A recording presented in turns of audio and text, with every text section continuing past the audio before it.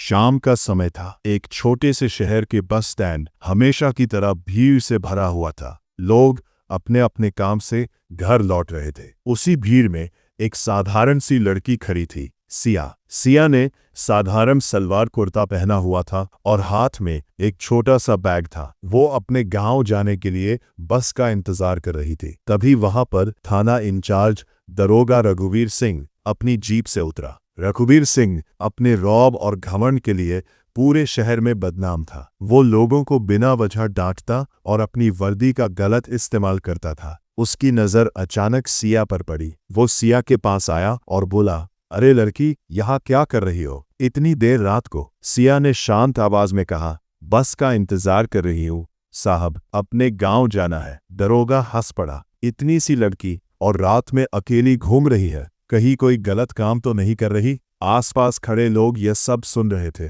लेकिन दरोगा से डर के मारे कोई कुछ नहीं बोल रहा था। सिया ने फिर भी शांति से कहा, साहब आप बेवजह आरोप मत लगाइए, मैं बस घर जा रही हूँ। लेकिन दरोगा का घमंड और बढ़ गया। चलो थाने, वही पता चलता है सच क्या है। यह सुनकर सिया थोड़ी घबरा गई, लेकिन उसने हिम्मत नहीं छोड़ी। वह बोली, आप बिना कारण मुझे थाने नहीं ले जा सकते। दरोगा ने गुस्से में कहा, मुझे कानून मत सिखाओ, यहाँ का कानून मैं हूँ। फिर उसने सिपाहियों को आदेश दिया, इसे जीप में बैठाओ। लोगों के सामने सिया को जबरदस्ती पुलिस जीप में बैठा दिया गया और थाने ले जाया गया।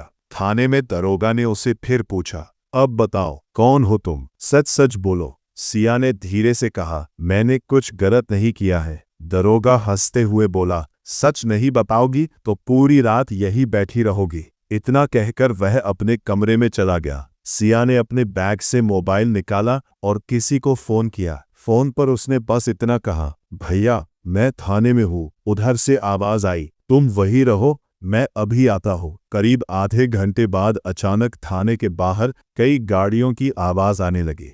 दरोगा रघुवीर सिंह बाहर निकला तो उसकी आंखें खुली रह गईं। थाने के बाहर पुलिस की कई गाड़ियां खड़ी थीं। उनमें से एक गाड़ी से उतरे जिले के आईपीएस अधीक्षक। पूरे जिले में उनकी ईमानदारी की चर्चा थी। दरोगा तुरंत घबराकर सलाम करने लगा। सर, आप अचानक यहाँ? आईपीएस आदित्य वर्मा ने ठंडी आवाज में पूछा। यहाँ एक लड़की लाई गई है। कहाँ है वो? इतना सुनते ही आईपीएस अधिकारी गुस्से में बोले, वो मेरी बहन सिया है। ये सुनकर दरोगा के पैरों तले जमीन खिसक गई। पूरा थाना एकदम शांत हो गया। आईपीएस आदित्य वर्मा सीधे उस कमरे में गए जहां सिया बैठी थी। सिया ने अपने भाई को देखा तो उसकी आंखों में आंसू आ गए। आदित्य ने प्यार से पूछा, तुम ठीक हो ना? सिया ने बोला, हाँ भैया। फिर आईपीएस अधिकारी बाहर आए और दरोगा से बोले, तुम्हें वर्दी इसलिए दी गई है कि तुम लोगों की रक्षा करो, उनका अपमान करने के लिए नहीं। दरोगा डर के मारे कुछ बोल नहीं पा रहा था। आदित्य वर्मा ने तुरंत आदेश दिया, रघुवीर सिंह को अभी के अभी